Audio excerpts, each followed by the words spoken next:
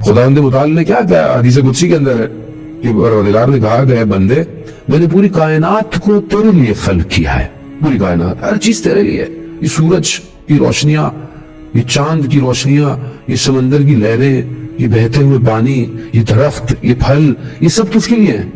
کہا تیرے لیے ہے یہ، لیکن تمہیں میں نے اپنے لیے خلق کیا ہے۔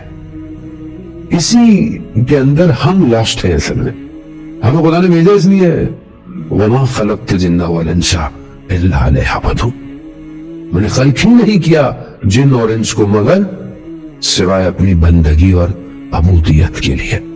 اور اسی بندگی کے لیے خدا میں کیا کہتا ہے ہماری لائف بڑی بزی چل رہی ہے، وی ڈونٹ نو، بزنس، کام، ایجوکیشن، یہ وہ، کھو گیا، نمازی پڑھتا ہے، سب کو کرتا ہے، لیکن سگنل آؤٹ ہے، کس کے ساتھ؟ خدا کے ساتھ۔ باقی سگنل سارے ہمارے یہاں سگنل اچھے آ رہے ہیں، آپ کے موبائل کے سگنل بھی اچھے آتے ہیں، انٹرنیٹ بھی صحیح چل رہا ہے، 5G بھی ہو گیا، سب کچھ ہو گیا، لیکن اس کے ساتھ جو کنیکشن ہے نا وہ ویک ہو جاتا ہے۔